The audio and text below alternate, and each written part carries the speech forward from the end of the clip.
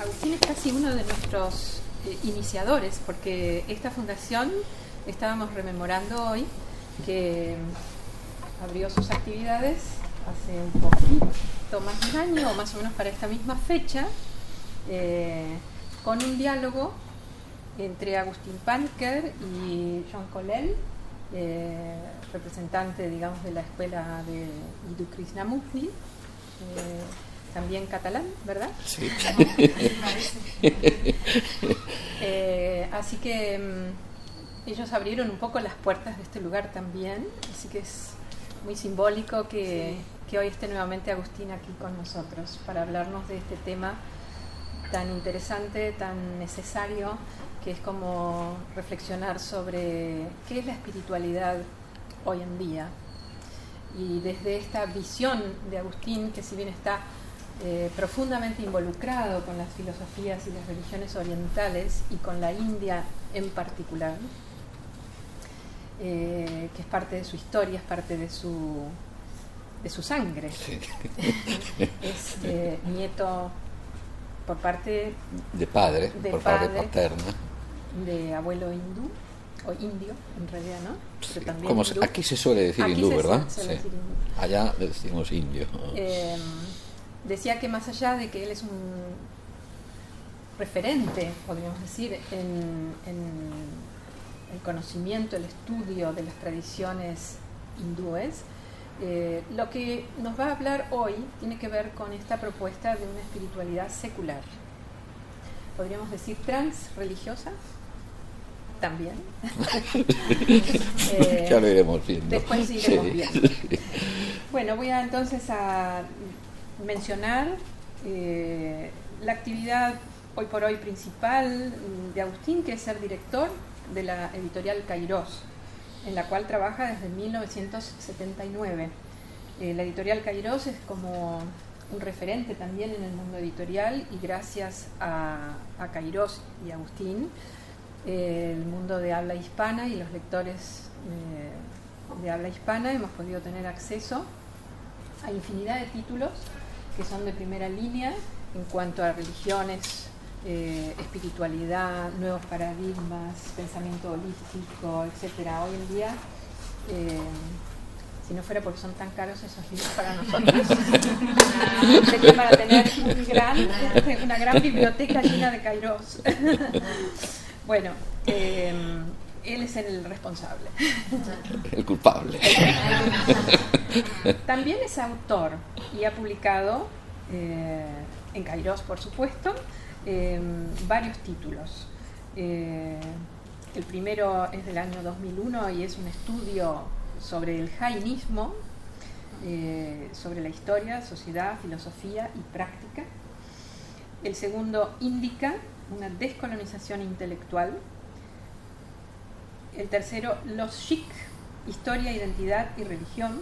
Y el último, El sueño de Shitala, viaje al mundo de las religiones, del 2011. Y en la actualidad se encuentra escribiendo un libro sobre la sociedad de castas. Así que está claro que su interés es el mundo Índico. Por otro lado, en Barcelona se desempeña como profesor en el Máster de Historia de las Religiones de la Universidad Autónoma de Barcelona. Y UB es Universidad de Barcelona. Sin ser autónoma. Y en el Máster de Religiones y Sociedades de la Universidad Pablo Olavide, en Sevilla. También ha sido profesor en el Máster de Estudios de Asia y Pacífico de la Universidad de Barcelona y en el Máster en Inmigración y Educación Intercultural de esa misma universidad.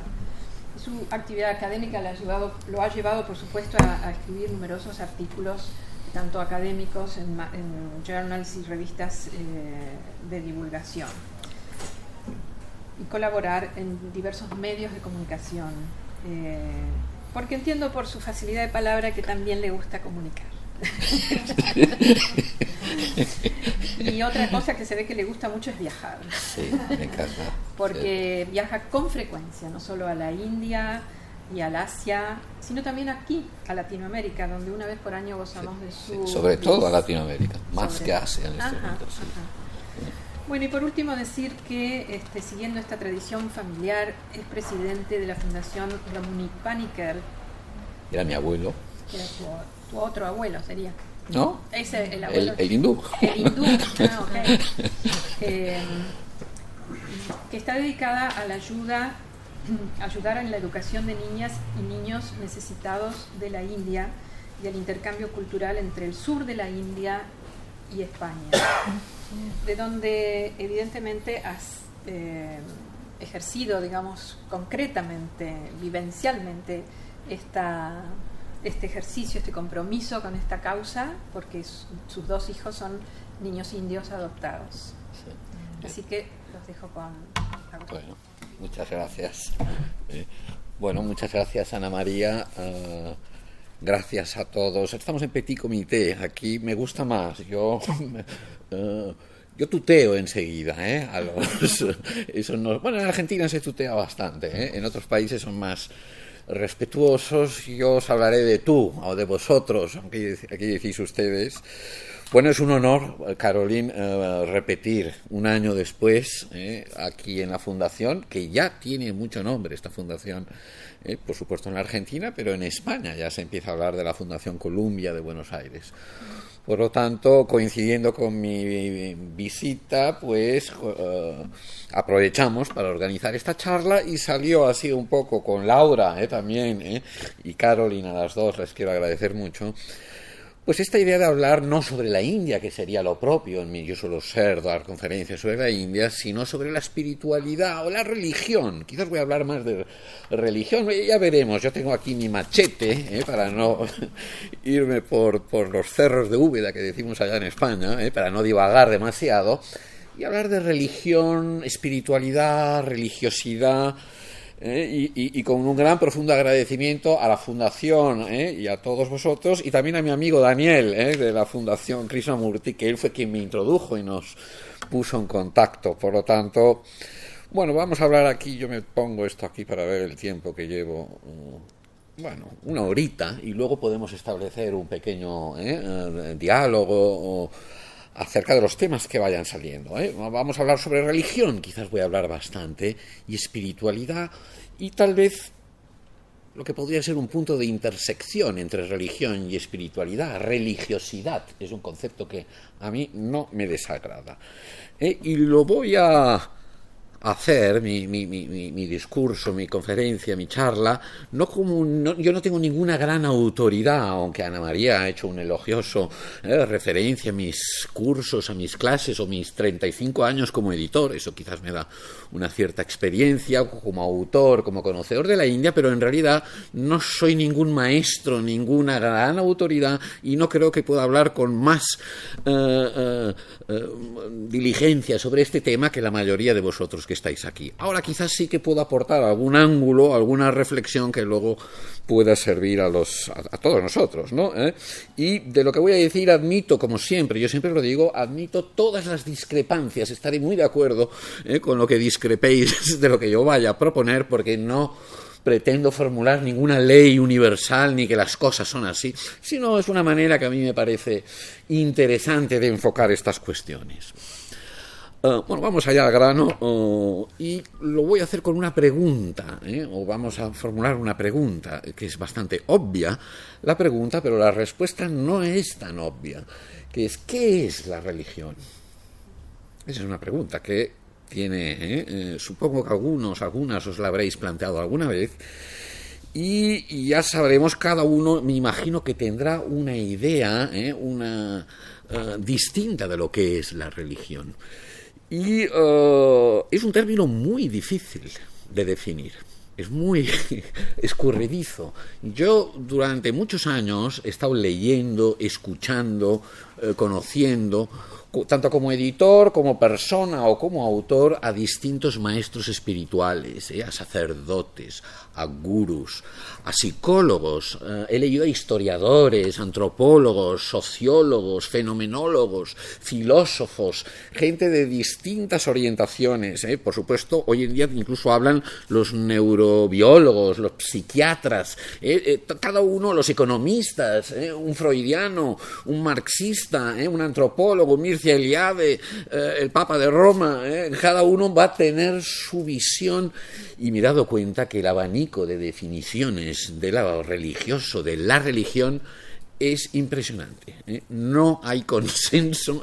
Creo que hay un autor, Luis Duc, un antropólogo católico de Cataluña allí, que tiene un libro, y creo que él baraja unas 800 definiciones distintas acerca de lo que es la religión. Por lo tanto, yo después de tanta lectura y después de hablar con las personas y ver que cada uno tiene su propia idea de lo que es la religión, he llegado a la conclusión que la religión es aquello que cada uno considera que es. Y punto. No me atrevo a ir más allá, y creo que eso tiene más interés filosófico del que aparenta. No es porque no me atreva, es que lo que las cosas son en sí mismas hoy en día es mucho más delicado de lo que parece. Y en cambio las cosas son en relación a nuestra vivencia, a nuestra experiencia, a nuestras ideas, está incrustada en nuestra propia biografía. Por lo tanto, más que definir la religión es esto, pues yo doy la bienvenida a las múltiples ideas, visiones, percepciones que cada uno tengáis sobre la religión. Obviamente yo me he hecho mis ideas y tengo mis pensamientos a propósito de la religión o del fenómeno religioso o del fenómeno espiritual. Luego ya iremos mirando de matizar las conexiones o no conexiones que hay en estos conceptos. Hay una cosa en la que sí firmemente creo, más allá de lo que sea la religión, es que es un fenómeno que es connatural al ser humano. Eso sí que me atrevería a afirmarlo con una cierta rotundidad, que también si hay alguien que no está de acuerdo, pues también lo aceptaría, Pero de alguna manera se me antoja un fenómeno tan potente que lo encontramos todavía no se ha conocido una sociedad, un pueblo, una cultura sin algo que los antropólogos definan como religioso o como una religión ya. Todavía ni ahora ni en el pasado. Por lo tanto, es algo que lleva con nosotros como especie o como civilización o como queramos definirlo muchos milenios.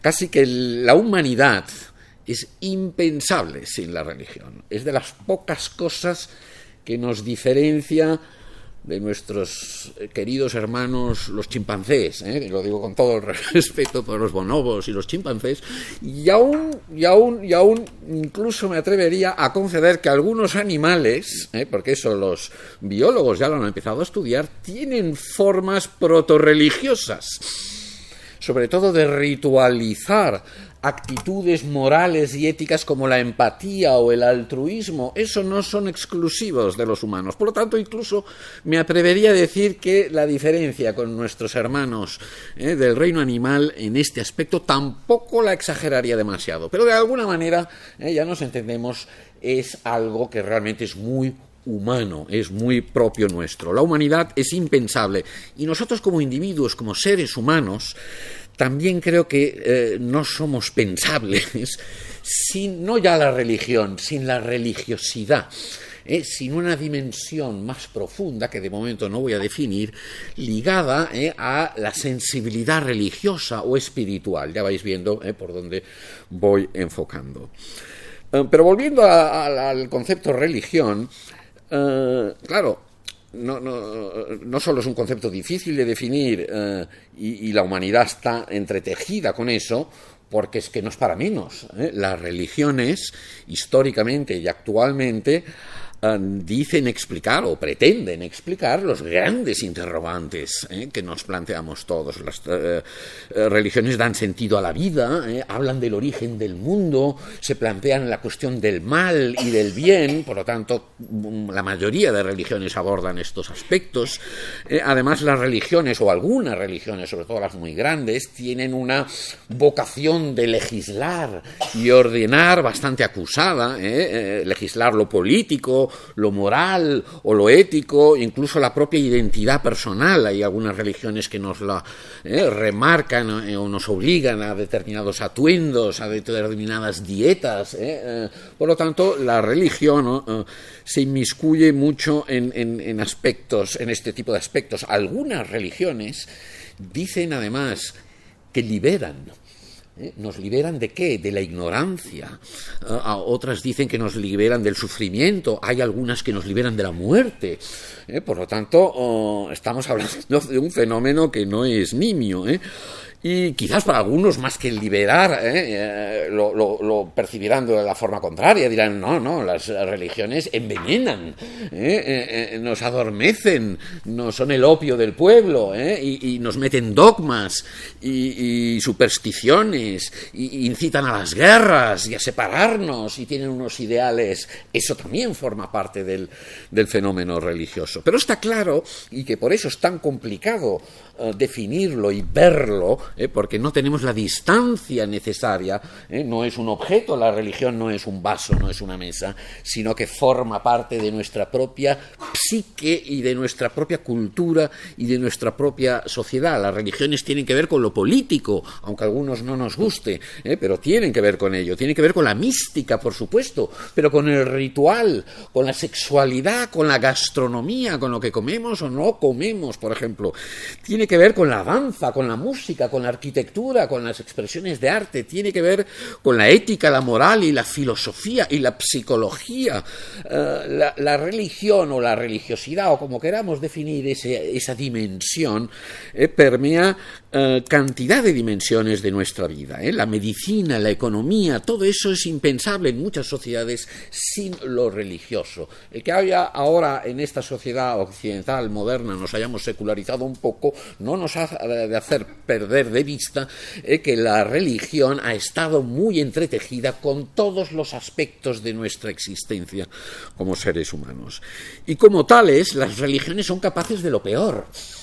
O los seres humanos, en nombre de la religión, no es nada, no hace nada, somos los humanos, en nombre de las religiones, que hemos sido capaces de lo peor. Y en el inventario del debe y el haber de las religiones podemos poner una lista muy amplia y muy crítica de genocidios culturales, de yihads, de guerras santas, de inquisiciones, de torturas, de sacrificios a los animales, de devastación de culturas que se han encontrado y las han aniquilado, de cruzadas, de atentados suicidas. Bueno, ya no hace falta que continúe, pero la lista es bastante dura de crímenes que se le pueden atribuir no a la religión en sí, a los humanos en nombre, a nuestras culturas y nuestras sociedades que hemos hecho en nombre de la religión.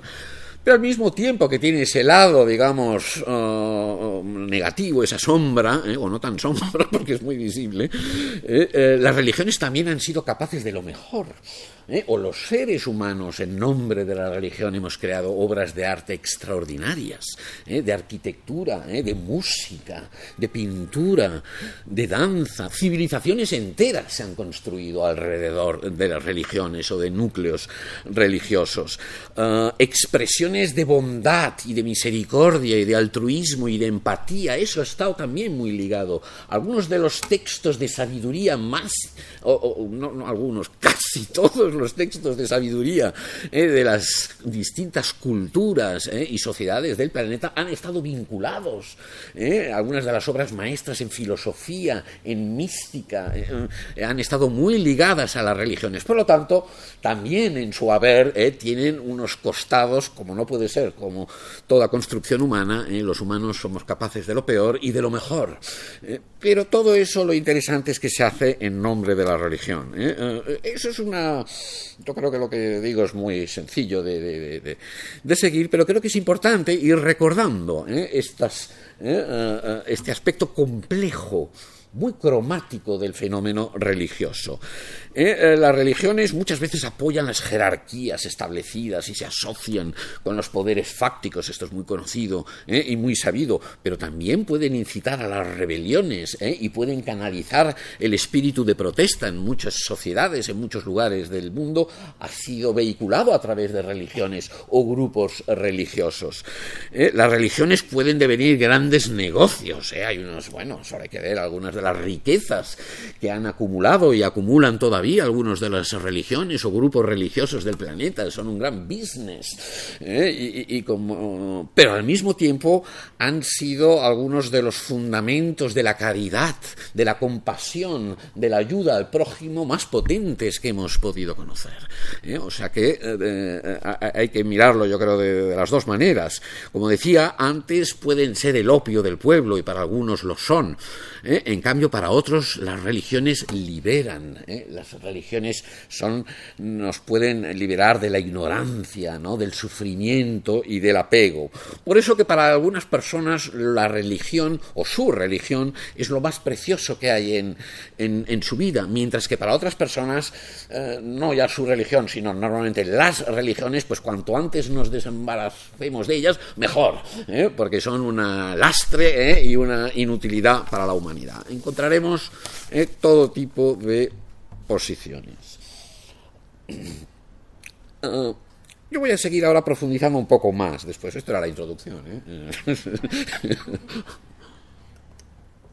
y profundizando un poco sobre un tema que a mí personalmente me interesa mucho tocar cuando hablamos del fenómeno religioso. Y aunque eso será como un paréntesis de 5 o 10 minutos, bueno, no más, pero creo que es importante plantearlo. Existe un problema a la hora de hablar de las religiones o del fenómeno religioso desde un punto de vista transcultural, como estoy haciendo, que voy hablando de distintas culturas, de distintas sociedades. El problema es si dicho fenómeno es realmente transcultural. Si cuando hablamos de religiones, una palabra que está incrustada en la latina religio, y que en castellano o en inglés o en francés, en las lenguas occidentales, deriva de ahí y está muy asociada a una tradición en concreto, y luego se ha pluralizado un poco, si realmente ese ejercicio, esa proyección, hacerla pluralizarla, es realmente factible, intelectualmente hablando, filosóficamente, es una cuestión más teórica. De hecho, la realidad es que sí se ha hecho así, y hablamos de las religiones del mundo y de las múltiples religiones que hay. Pero el concepto religio o religión es traducible a mundos alejados, a donde religio apareció y está incrustada, y ahí tiene con todos sus ecos y resonancias. Si traducimos y hablamos de la religión de los Yanomamos, o la religión de los malgaches, o la religión de los japoneses, no estamos sobreimponiendo, proyectando, colonizando intelectualmente de alguna manera y proyectamos sobre el otro nuestras propias categorías, en este caso la categoría religión, y en realidad no estamos superponiendo nuestro bagaje, que es esencialmente cristiano, hoy en día puede ser más laico, pero que el concepto religión siempre ha estado muy asociado en Occidente, sobre todo, al cristianismo, y entonces tendemos a proyectar nuestras religiones sobre lo que conocemos del cristianismo sobre las demás. Y en ese ejercicio mi pregunta es, ¿eso es lícito? Por supuesto que es lícito, todo es lícito, pero quizás la pregunta interesante, o lo que yo planteo, es hacerse esta pregunta, No es que si se puede o no se puede hacer, eso de hecho se ha hecho y se hace, y es lógico e inevitable que lo hagamos. Lo que creo que es importante es destapar ese proceso en el cual constantemente estamos inmersos. Y ahora, porque estoy hablando de religión, pero podríamos hacer lo mismo con la palabra arte, o lo mismo con la palabra filosofía, o lo mismo con la palabra historia incluso, cuando hablamos de la historia o el arte japonés, el arte o la religión de los japoneses, no estamos imponiendo sobre ellos. Fijaos que los misioneros jesuitas y cristianos, por ejemplo, en China tuvieron grandes dificultades en traducir el concepto Dios al chino, porque no existía ese concepto y se inventaron una cosa muy extraña, y hay incluso un libro que tiene un título que yo no me acuerdo, pero larguísimo, que es de finales del siglo XVIII, escrito por un misionero jesuita, cómo volcar las sagradas escrituras y el concepto Dios al chino, y entonces ahí le dedica 300 páginas y habla de Shang Di, el Señor en lo alto, y va buscando allá a ver si habían tenido atisbos de la revelación, simplemente algo más pragmático y más sencillo. ¿Cómo les metemos esa idea? Porque no la tenían. En realidad, esa palabra, no ya Dios, sino la palabra religión, era inexistente en la mayoría de culturas y sociedades a las cuales hoy en día les vemos, hoy decimos, sí, la religión de los hindúes. Bueno, por ejemplo, ese es un tema que yo domino. No existía el concepto religión. Rápidamente los hindúes buscaron en sánscrito a ver qué es lo que se parece más y encontraron la palabra dharma, una muy mala traducción. Y hoy en día se habla del dharma hindú, y como si fuese un equivalente a religion. Ellos buscaban la equivalente de la inglesa. Mala traducción, pero inevitablemente el siglo, sobre todo de la expansión colonial occidental europea, llevó a cabo esas colonizaciones intelectuales a las que estuvieron sometidos hindúes y japoneses y los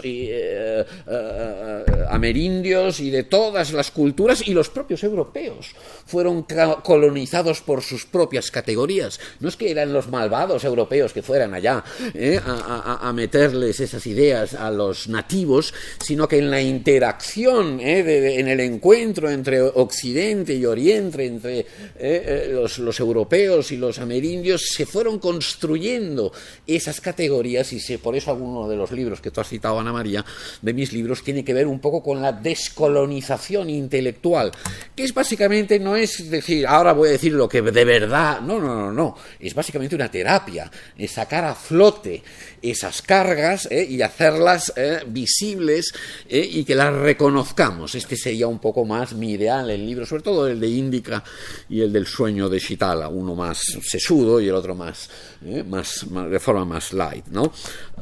Yo quería incluso poner aquí algún ejemplo, pero no, pues ya veis que yo hablo mucho, esto todavía no hemos entrado ni en la espiritualidad ni en nada.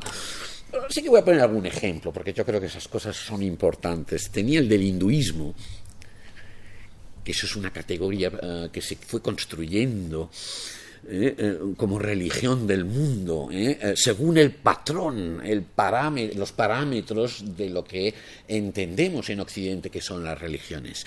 Y es que no tenían ninguno de las características que le solemos atribuir. Lo voy a decir muy rápidamente para los que estéis familiarizados con la India, y para los que no estéis, bueno, pillaréis un poco la idea. Es una religión hoy en día sin fundador. No hay un Buda, un Jesucristo, un Lao Tse, un Mahoma, un Confucio, un Mao Zedong, otra religión. No hay esa figura del fundador en el hinduismo. No hay tampoco una iglesia hindú. No hay unos dogmas hindúes, hay infinidad de creencias, de filosofías, de ideas, pero uno no cree en el hinduismo, uno lo practica o no lo practica. Por lo tanto, no es una religión dogmática en este sentido. No tiene un texto sagrado consensuado, muy importante, por mucho respeto que se le tengan a una serie de textos, como los Vedas, los que genéricamente llamamos Vedas en la India, pero les tiene un respeto como el de sacarse el sombrero, una gran reverencia, y luego siguen su vida porque no condicionan esos textos antiguos védicos la vida de los hindúes del siglo XXI. Son textos muy venerados, pero no son, y ese es el punto que hay que entender, ni la Biblia ni el Corán. para los indios, para los hindúes, en ese caso. No tiene una mitología definida, tiene infinidades que se contradicen, y un Purana, que son una serie de textos donde hablan de que Shiva y Parvati tuvieron a Skanda, en otro te dicen lo contrario. Bueno, no les importa a los indios, al fin y al cabo todo esto es un poco el sueño de lo divino, de Shitala. Nadie se preocupó, no tuvieron un Hesíodo, un Homero, no, venga, vamos a poner orden en el panteón. No, da igual, cada uno son pozos de los cuales tiran los grupos religiosos y construyen lo que tiene significado para sus vidas. No tiene una única soteriología, un único camino de liberación, de emancipación, tiene infinidades de yogas, lo que allá se llama yoga, pero en el sentido más amplio, de camino de progresión espiritual, y tienen algunos más filosóficos, otros más meditativos, otros más energéticos, otros más devocionales, otros más gnósticos, tienen infinidad. Hay tantos hinduismos como hindúes en último término, porque eso es como...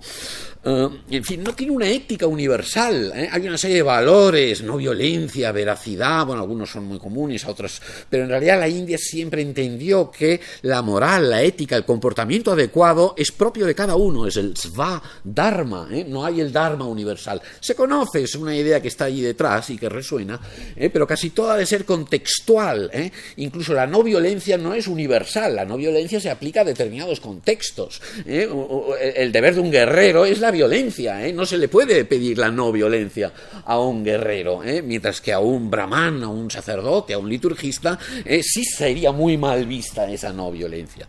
Pero la idea es que los hombres, las mujeres, los niños, los ancianos, los jóvenes, los del norte, los del sur, los de un estadio de progresión espiritual, los de otro, cada uno tiene un dharma, tiene un comportamiento adecuado en este mundo distinto. Por lo tanto, no hay esa ética universal muy propia de otras tradiciones. De hecho, hasta el siglo XIX, eso que llamamos hinduismo, y eso es muy significativo, no tenía ni nombre.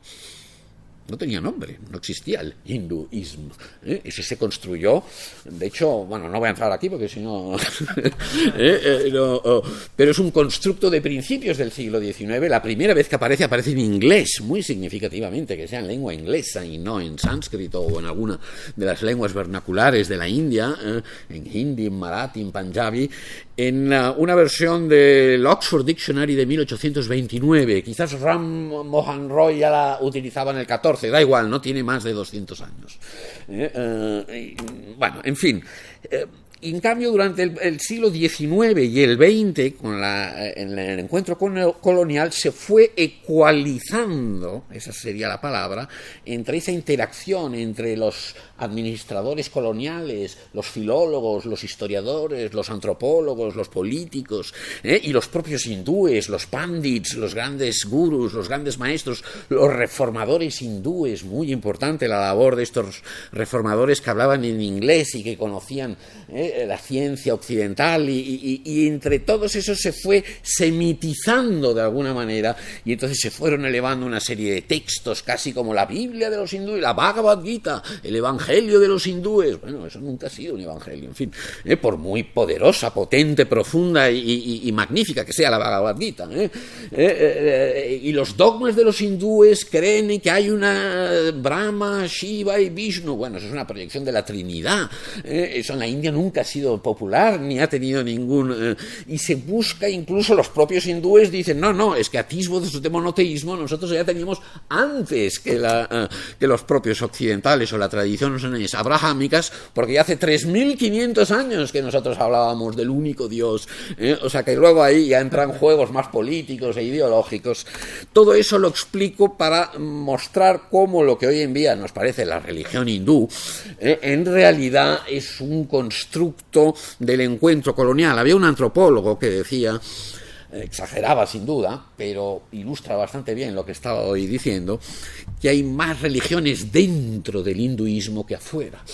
Es decir, es una familia de religiones índica, donde está lleno de filosofías, de yogas, de rituales, de creencias, de mitos, de divinidades, de grupos religiosos, de sectas, de castas, y que cada una tiene bastante libertad. Esa es la tolerancia hindú, no el permitir que vengan otras religiones, el haber creado una magma de religiosidades autóctonas y que luego hemos definido que como no eran musulmanes, no eran judíos, no eran cristianos, no eran budistas, no eran jainistas, eran hinduistas.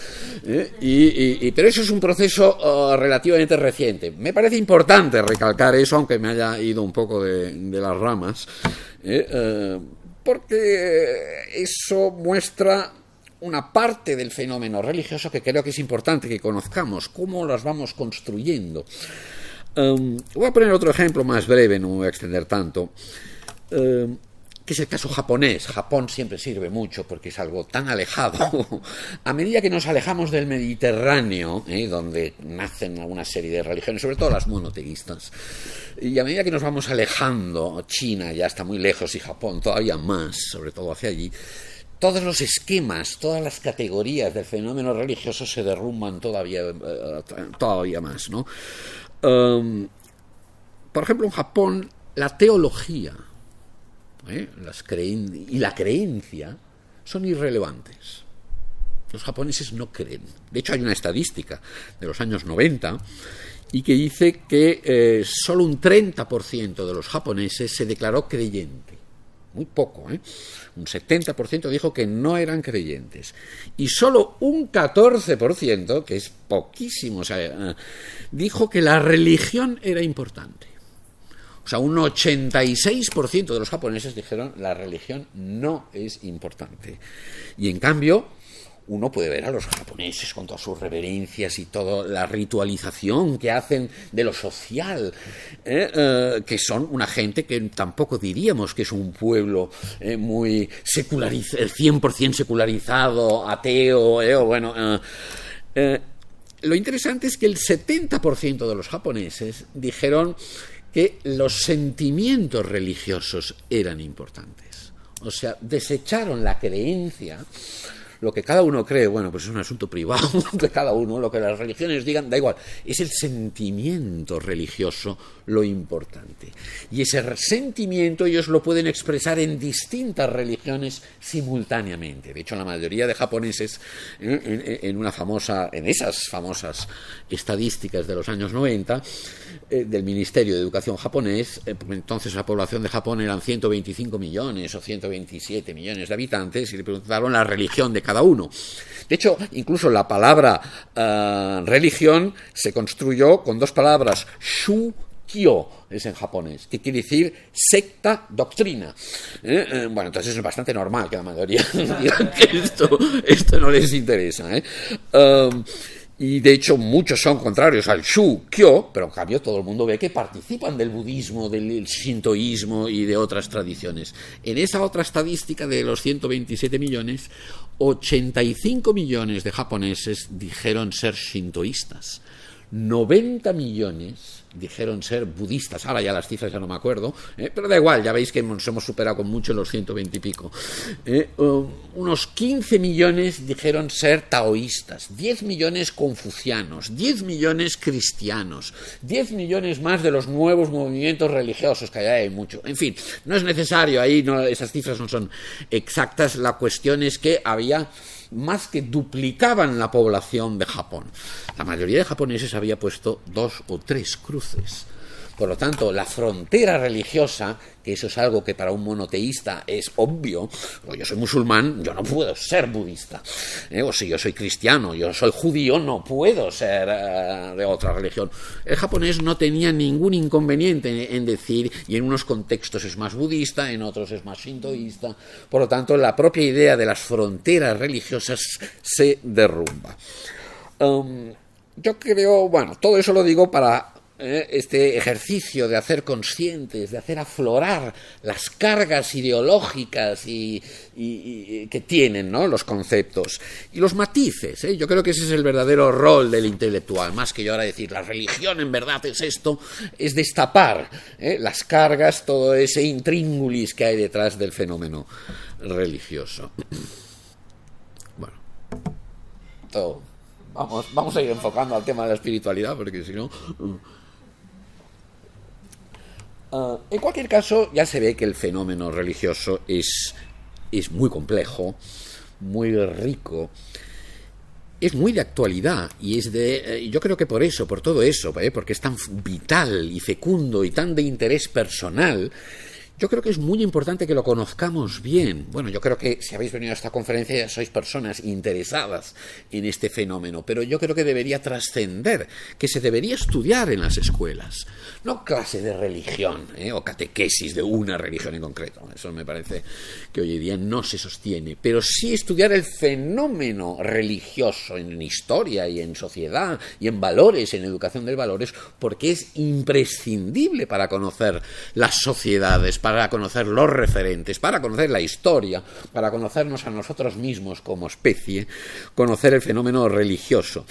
Y aquí ya más que conocer, y ese es el punto que ahora ya entramos en otro, o quizás, o vamos enfocando, reconocer también el fenómeno religioso o el fenómeno espiritual en nuestra propia conciencia, que forma parte, como decía antes, de nuestra psique, de nuestra conciencia, de nosotros no solo como especie, como cultura y como sociedad, sino como seres individuales, humanos. Antes de ir un poco más a eso, sí que me gustaría decir, el fenómeno religioso es muy resiliente, extremadamente resiliente y dinámico. Es muy dinámico. Hace no mucho, bueno, desde finales del siglo XIX se vaticinaba la muerte de Dios. Nietzsche proclamaba, Dios ha muerto. Y en los años 60 y en los 70 había muchos teólogos y muchos filósofos que hablaban de la muerte de Dios, y se pensaba que con el progreso y el desarrollo de todas estas cuestiones llegaría el fin de la religión. Bueno, no han pasado tanto tiempo y ya vemos que esto no sucede. Ni tiene visos de suceder, ni tiene ya sentido ni lógica de que vaya a suceder, aunque a alguno le gustaría o no le gustaría, eso es otro tema.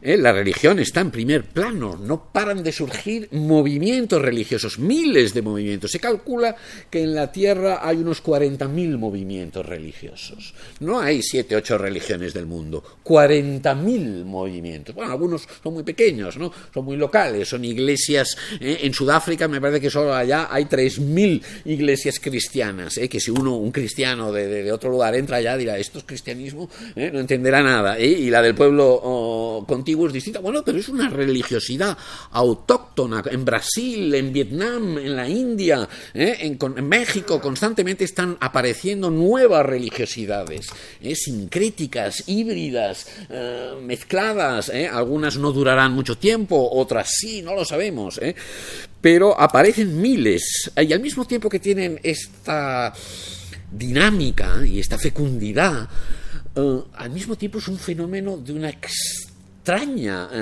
perseverancia y resiliencia. Hay rituales, y yo he visto, que tienen 4.000 años de antigüedad y se siguen haciendo igual, y la gente los repite. Las religiones, los grandes sacramentos pueden variar con el paso de los siglos un poquito, algún matiz, pero he visto en la India rituales védicos, rituales que están en los textos sagrados de hace 4.000 años y que los brahmanes recitan en un sánscrito védico que no entiende nadie, porque es un sánscrito tan arcaico que lo importante para ellos no es la comprensión, sino es la recitación y el sonido, no es el significado, sino y que siguen en un ritual Shrauta, gran ritual público, porque el ritual doméstico privado, ese lo hace la mayoría de hindúes, aún hoy en día, después de 4.000 años. Hay textos que después de 4.000 años siguen siendo venerados, y no hay que ir muy lejos para verlos. Símbolos y mitos religiosos que al mismo tiempo perduran, cuando normalmente todo lo humano, empezando por la fonética, por la política, por la tecnología, no dura ni hoy en día no entenderíamos el español que se hablaba en el siglo XVI. En cambio, podemos entender perfectamente el cristianismo, aunque seguro que han habido variaciones, pero hay una tendencia a intentar mantener, a que no se transforme. Por lo tanto, yo creo que somos, y esa es una de las conclusiones que tengo muy claras, comparto con grandes pensadores del tema, somos Homo sapiens, bueno, un poco demens también, pero además de sapiens y faber y loquens y muchas cosas, que es el homo y la dona, porque esto todavía somos simbólicos y religiosos, que esta es una de las grandes tesis de Eliade y Julien Ries y todos estos estudiosos, y que yo comparto. De hecho, la primera manifestación de Sapiens, lo primero que los antropólogos definen, bueno, esto ya no es un cráneo, ya es una manifestación de Homo sapiens, en ese caso era Sapiens neandertal, pero que es una forma de Sapiens, que tiene 85.000 años, es una sepultura. Es un enterramiento ritual, evidentemente, donde se ponen una serie de objetos, donde se pinta con ocre. Eso exige ya un pensamiento simbólico, una percepción de la finitud del tiempo, toda una ritualización que el bonobo, por nuestro primo hermano, el chimpancé, no tiene, o yo no acabo de vérselo. Eso, por tanto, lleva con nosotros muchos miles de años. Insisto que es casi que uno de los aspectos que nos hace humanos es la religión y la religiosidad que nos acompaña a nosotros cada uno como individuos. O sea, no es un mero constructo de la sociedad. Por lo tanto, hoy no somos menos religiosos. Yo, cuando alguno dice, dice, no, es que ahora ya la religión no tiene tanta importancia. Bueno, en algún país sí, pero en Occidente no. Yo no comparto esa idea. No es que seamos menos religiosos, es que somos diferentemente religiosos. Pero yo creo que seguimos siendo, porque eso forma parte de nuestra psique. Puede que la participación institucionalizada en la misa, o en alguna serie de congregaciones y de rituales, de paso decaiga, insisto, sobre todo en Europa y en algunas grandes ciudades de Occidente, porque hay otros lugares de Occidente donde no decae tanto tampoco, Pero, como decía antes, miles de religiosidades nacen en Brasil y en la India y en el Vietnam, y eso es el mundo también, no es solo Occidente. Y el pluralismo religioso, aquí salimos a Buenos Aires a dar un paseo y encontraremos de todas las religiones, musulmanes y cristianos, evangélicos y católicos y protestantes, y judíos de una y de otra, y budistas, y santodaimeros, y rastafarianos, y de cosas innombrables que yo no conozco. Y cada uno tiene su templo y sus rituales y quiere hacer su festival. Por lo tanto, el pluralismo religioso es una de las grandes novedades de la modernidad, sobre todo de nuestras grandes ciudades. Puede que el proceso de desencantamiento del mundo siga su curso, pero aparecen sustitutos equivalentes de la religión. Eso es muy importante, ese aspecto, porque uno se sorprendería de ver dónde aflora ese sentimiento o esa psique religiosa, y quizás no tan espiritual, pero sin duda que tiene que ver con la necesidad de ritualizar, de congregar, de creer. El ritual es muy importante, mucho más que la creencia. Bueno, eso es otro tema. Sustitutos, ¿como qué? Como la política, por ejemplo. Muchos de los ismos, empezando por el maoísmo, o el nacionalismo, o el marxismo, o el capitalismo, o el neoliberalismo, muchos de estos ismos tienen un componente religioso mucho más grande del que aparenta. Incluso me atrevería a decir que el consumismo actual, sobre todo decir, sí, tiene un componente y quizás, y más aquí que estoy en Argentina lo voy a decir, el deporte. El deporte, el fútbol en Argentina o en España también sería el fútbol, en Estados Unidos a lo mejor sería el béisbol, no lo sé muy bien, en la India es el cricket, en otro país será otro deporte, pero no solo porque haya la iglesia maradoniana, la mano de Dios, con varias sucursales en distintos países del mundo, por cierto, o no solo que haya el Mesías, Lionel Messi, del cual me confieso devoto, y gran seguidor, como residente en Barcelona que soy. Pero no me refiero tanto a eso, sino el asistir a la cancha cada sábado o cada domingo es una liturgia colectiva, con sus rituales y sus himnos y mantras y cánticos y vestimentas, incluso hay la catarsis y el éxtasis cuando el gol aquel increíble en el último minuto, y se crean mitologías, ¿no? Bueno, aquella mano de Dios en el Mundial que nos dio, hay los diablos, evidentemente, que es el equipo rival, ¿no? Pues si uno es de Boca, y entiendo que los de River pues son los enemigos. Pues yo, si soy del Barça, como soy, el Real Madrid es mi gran enemigo. Bueno, eso tiene un componente muy importante de religión. Quizás le falta la parte que nosotros diríamos, pero oiga, eso está muy bien, pero le falta la esencia, le falta precisamente quizás, y ahí vamos ya, a la espiritualidad. Que eso es lo que hoy en día también es otro de los fenómenos, de los procesos del fenómeno religioso en su amplitud, es el ascenso de la llamada espiritualidad, que para mucha gente ya no tiene tanto que ver con la religión. Ese es el punto al cual quiero acabar ahora, porque es el meollo de la cuestión. No sé cómo vamos de tiempo, son las 8, pero bueno, tenemos un ratito más, ¿no? Porque quiero hacer una confesión personal.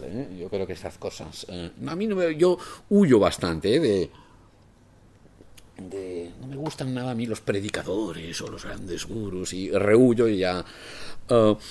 Pero todo pensamiento entronca en una biografía y en unas vivencias, como antes decía. Por lo tanto, os voy a hacer una confesión personal que no la he hecho muchas veces. Alguna vez. Yo crecí en Barcelona, en España, en un medio extremadamente laico. Eso no era muy normal en la España de los años 60, en la España franquista todavía, pero por cuestiones familiares, el medio en el que crecí era muy, muy laico, tanto en la familia como luego en la escuela donde mis padres me enviaron. Incluso tengo una cierta analfabetización religiosa, luego lo he estudiado muy a fondo, pero no la tengo asimilada de la tierna infancia, por eso el cristianismo para mí no es de las religiones más familiares. Familiar porque habiendo crecido en España, pues evidentemente lo es, ¿no? Pero no porque la haya recibido de familia. Por lo tanto, eso me ha llevado a una posición, a diferencia de otros de mi generación, y quizás esto puede ser extrapolable aquí perfectamente.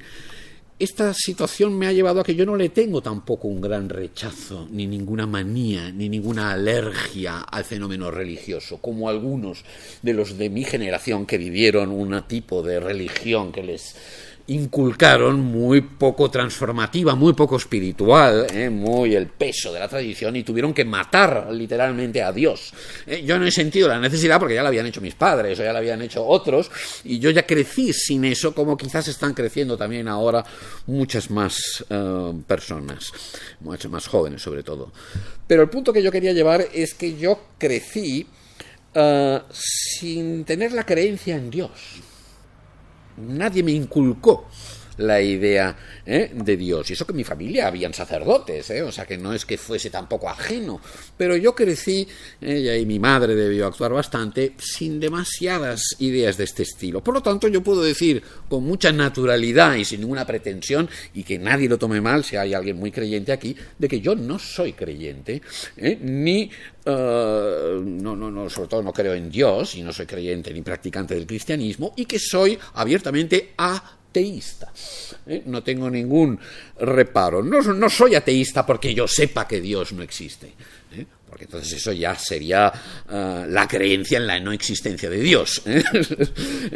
Yo soy ateísta en realidad porque no necesito a Dios. No necesito una causa última. No necesito, para mí la hipótesis Dios es innecesaria, y lo digo con todo el respeto, insisto, que nadie se lo tome a mal. No creo que para mí este mundo provenga y se sostenga de un arquitecto inteligente. Sobre todo, no creo en ese Dios Padre todopoderoso, omnipotente, eterno, increado, el que mucha gente quizás está más familiarizada, infinito. Y si alguien ya me plantea una formulación más abstracta, como el Tao, o la naturaleza, o el Brahman, que es más abstracto, eso ya me gusta más. Y si tiene que ser una figura más antropomórfica, claramente prefiero más la diosa, por razón. Es medio broma, solo es medio broma, pero en realidad, digamos, la figura de ese Dios Padre no la necesito, y ese Dios a mí nunca me ha contactado. Yo no o más bien, hagámoslo al revés, claro, no, tampoco hay que culparlo a él. Yo no he sabido contactarlo, yo no he dialogado con ese Dios, no he establecido una comunicación con ese Dios Padre omnipotente, eterno e increado, insisto. Y se me antoja o demasiado lejano, como el Dios más protestante o el Dios más, el Allah, de los musulmanes, está muy lejos, no interviene. O cuando ya es el Yahvé más judío, judaico o católico, ya es demasiado humano, ¿no? Es un Dios que se va de picnic al Sinaí.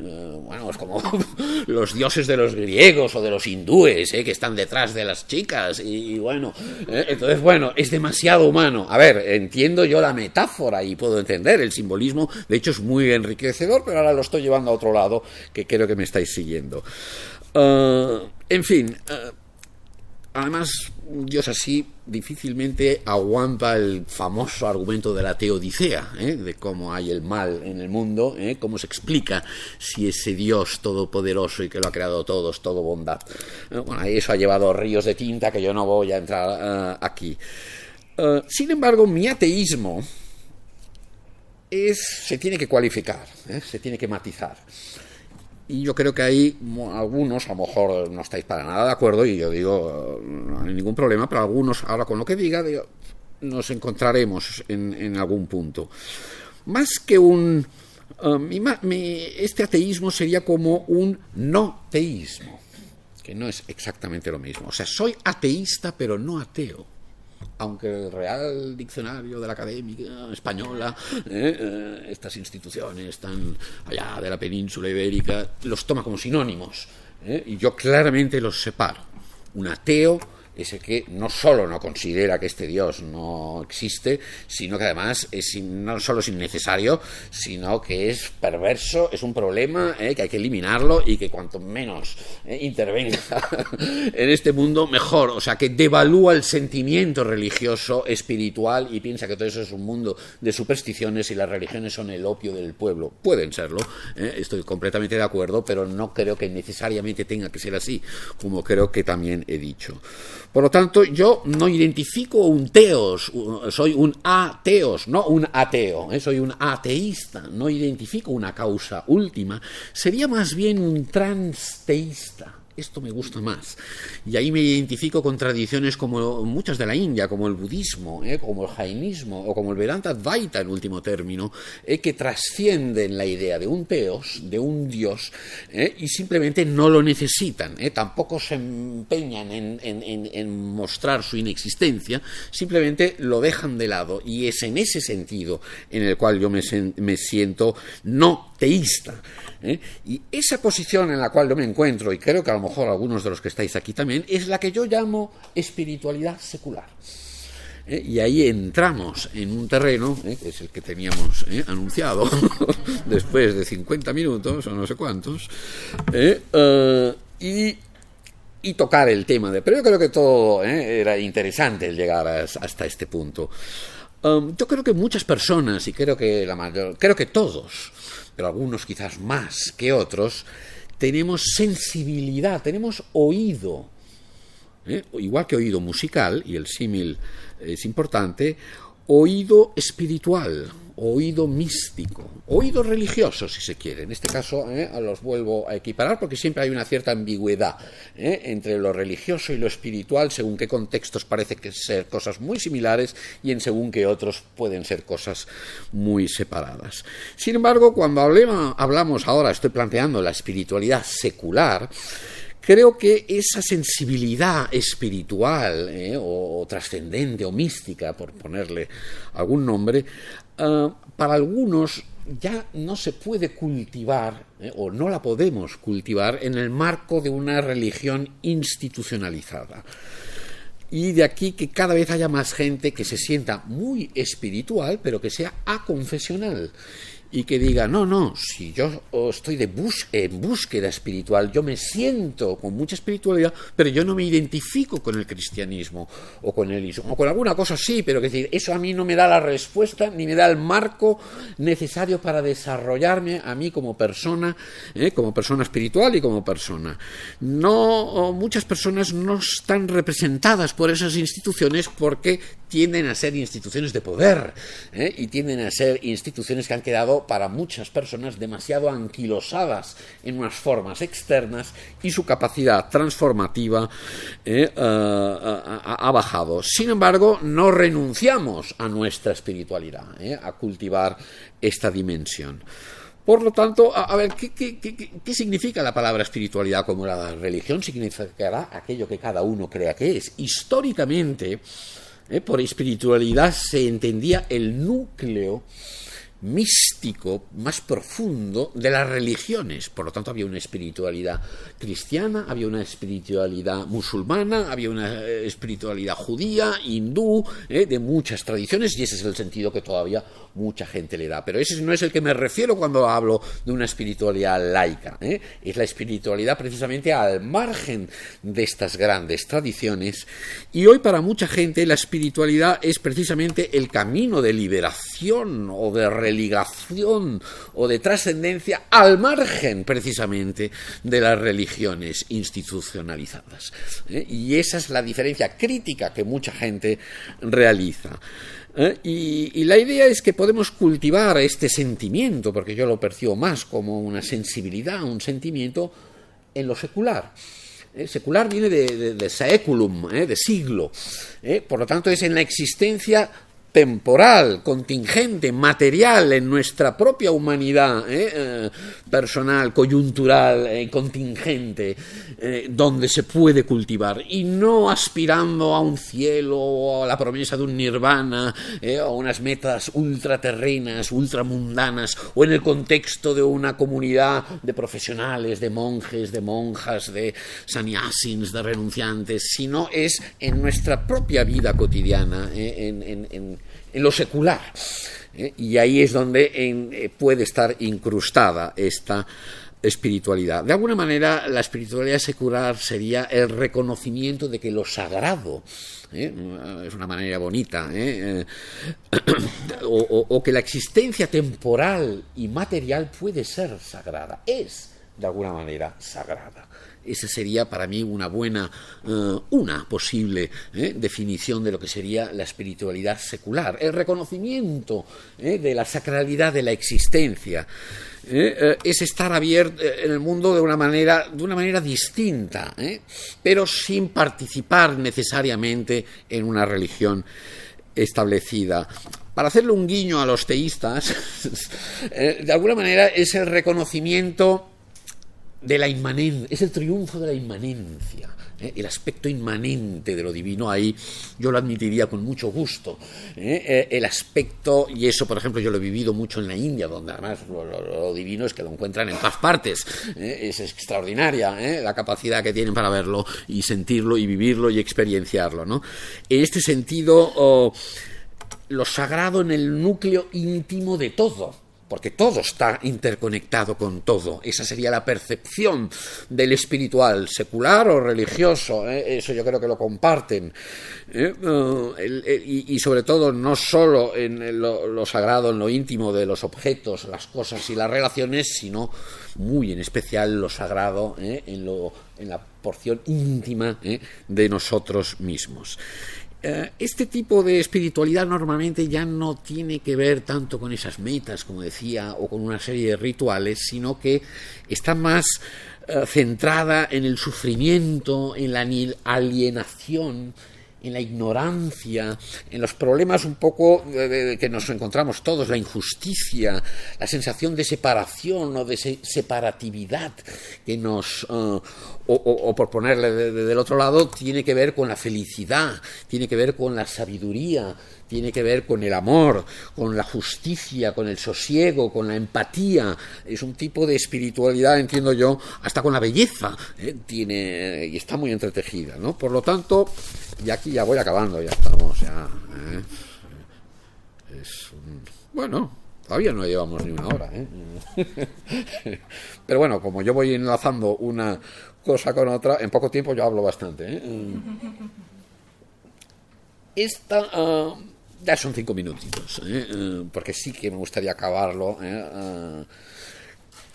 no haciendo un inventario de todos los caminos de espiritualidad secular, porque hay múltiples y casi tantos como hinduismos, como buscadores o personas espirituales hay tantos como individuos.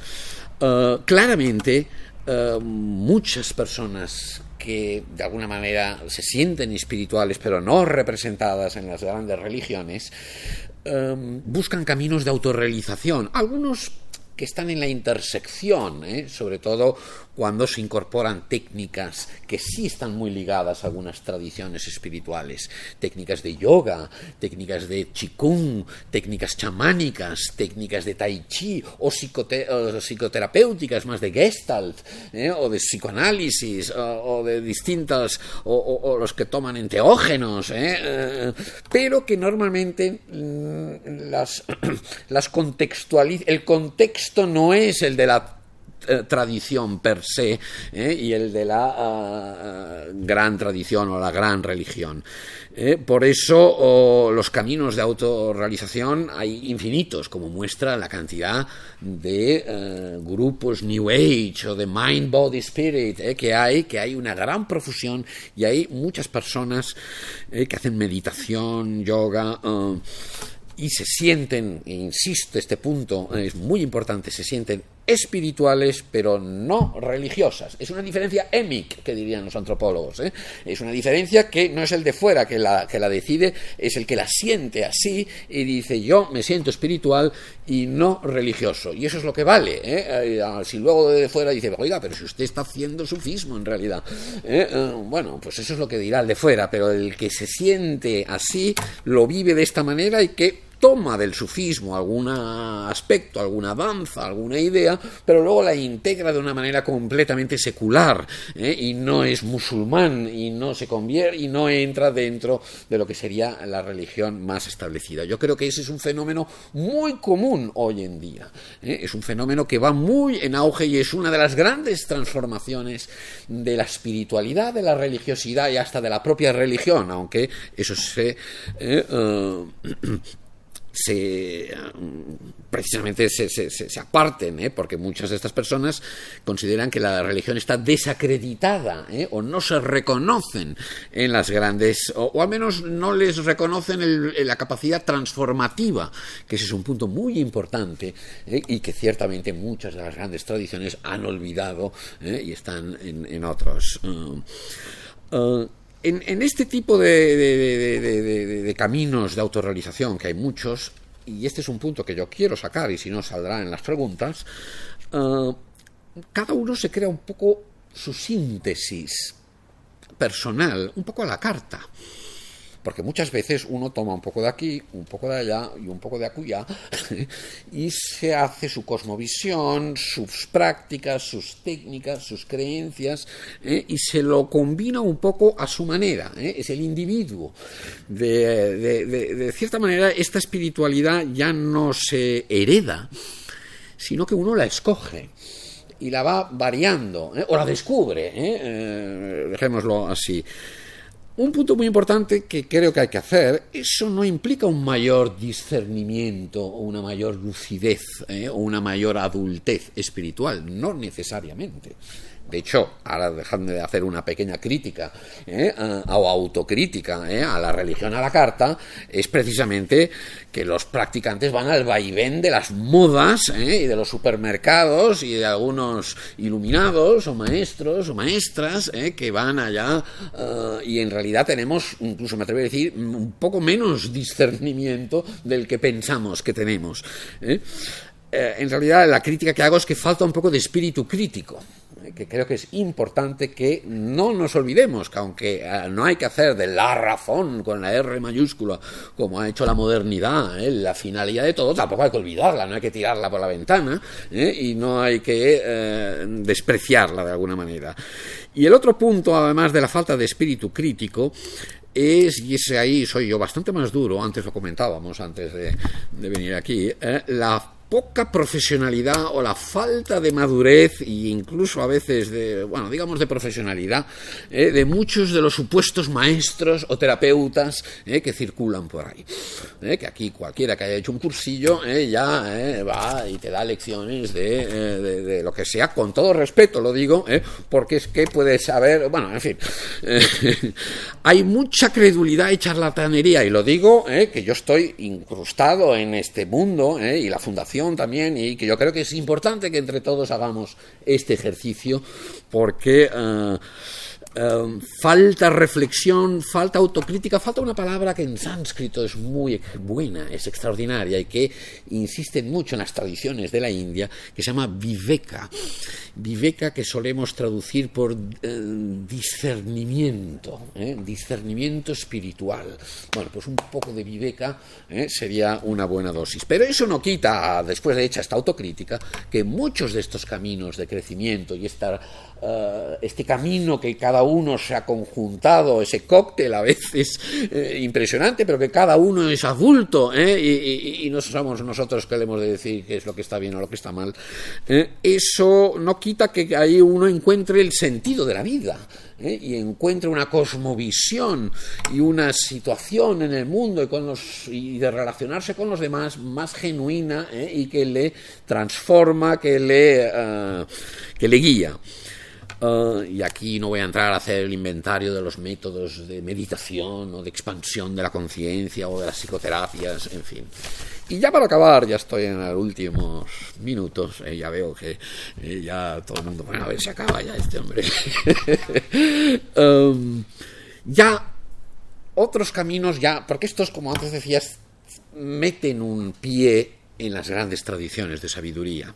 Muchas de estas, las meditaciones, pues muchas están vinculadas al budismo, técnicas sufis, técnicas de la cábala, los yogas están muy ligados a la India, los chikungs y tai chis, pues a las tradiciones taoístas. Pero luego hay formas de cultivo de la espiritualidad secular mucho más desligadas de las tradiciones de sabiduría. Y aquí ya me refiero, y voy a insistir mucho para acabar en este punto, porque quizás es el más novedoso. Hasta ahora decía, está muy bien todo lo que ha dicho, suscribo, pero no me ha dicho nada nuevo. Bueno, pues perfecto. Sí. Siempre habrá algún matiz, yo digo muchas cosas, siempre habrá algo que uno dirá, eso no me desagradó, o aquello no estoy nada de acuerdo, es que ¿cómo puede decir eso? Otros caminos menos ligados son, por ejemplo, la acción social. Y eso sí puede devenir un camino de transformación y de espiritualidad secular. Y puede ser el trabajo en una ONG o el trabajo de una maestra en una escuela. Incluso me atrevería a decir el trabajo político. Ojo, con lo que digo.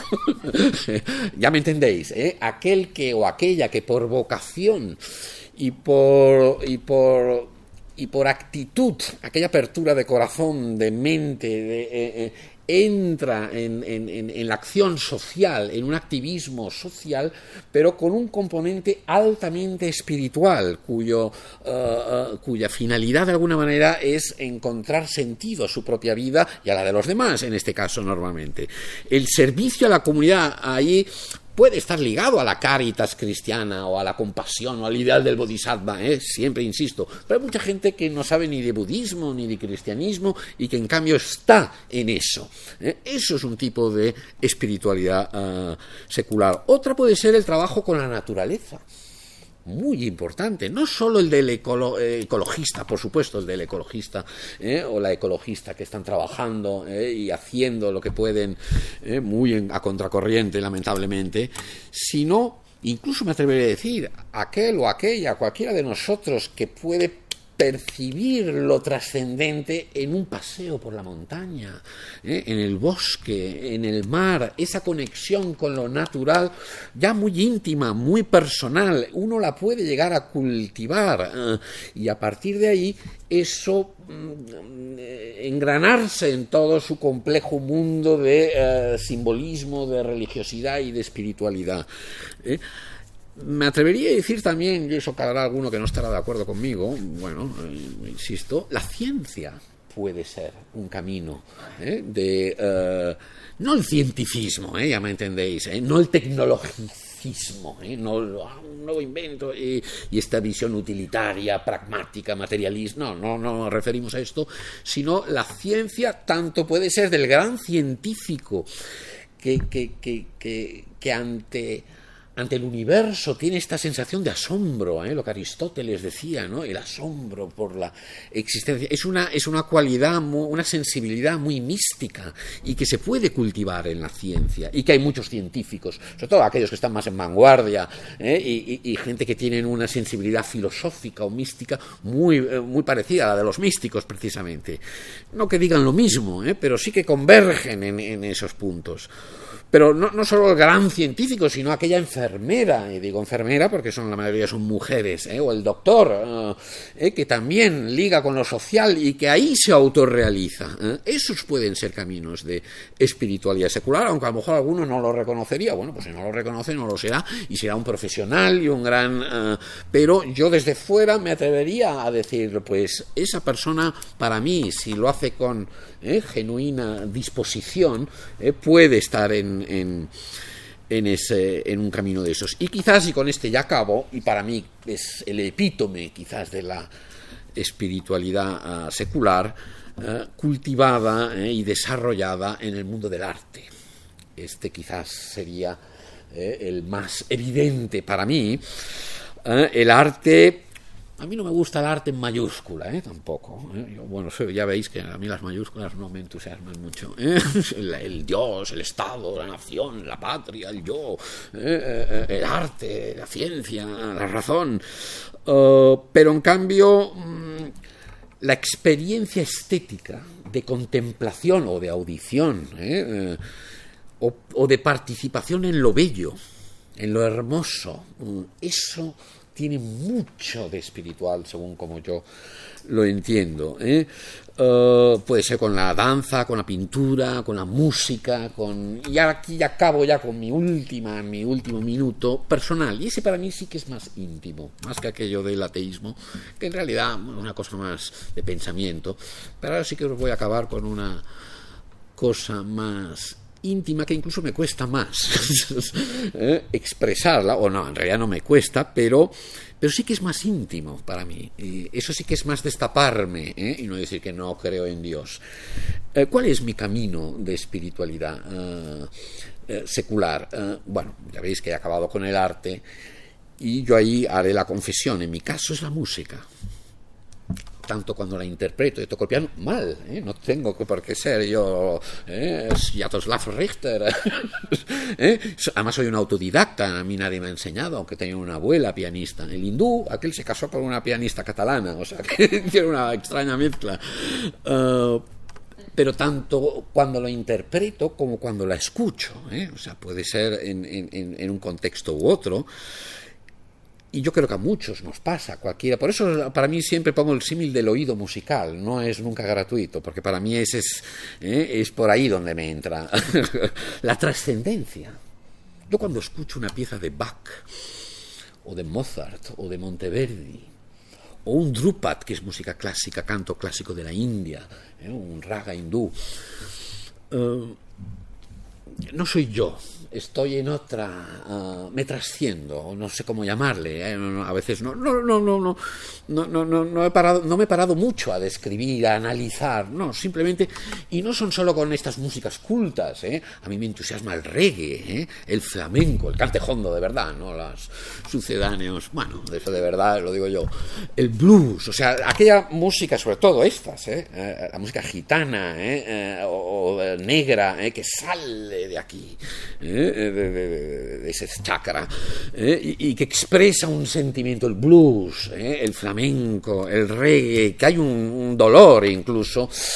Yo ahí por mi empatía, y yo qué sé, se me erizan los pelos, y me trasciendo, y puede ser la música, me encanta la música de los Balcanes, a mí, la música sobre todo gitana, me gustan muchos estilos, bueno, todos no, algunos que no, el jazz, yo soy un enamorado de la música de jazz, bueno, en fin, no es que tenga que hacer yo aquí un inventario de músicas, y además hablar de música siempre es feo, digamos, la música hay que escucharla, no se tiene que hablar, pero sí que se puede hacer alguna reflexión. La música no tiene carga semántica, entra por ahí, y como está entretejida con el tiempo, sobre todo la música más rítmica, nos puede llevar, y yo me he encontrado luego a posteriori en ese aquí y ahora de la meditación propio, típico, del estado meditativo. El tiempo de la música es un tiempo no lineal, es un tiempo real, de alguna manera, y que nos envuelve, donde cada instante es único. Por lo tanto, la música puede ser extraordinariamente liberadora, que eso es lo que yo entiendo como el núcleo, o para mí, a nivel personal, como lo que sería el núcleo de la espiritualidad, la capacidad de liberarnos, de trascendernos. Por lo tanto, ya con eso acabo, nos hemos alejado de aquella religión institucionalizada, capaz de lo mejor y de lo peor, y hemos pasado al fondo, a quizás el meollo de la espiritualidad. Muchas gracias.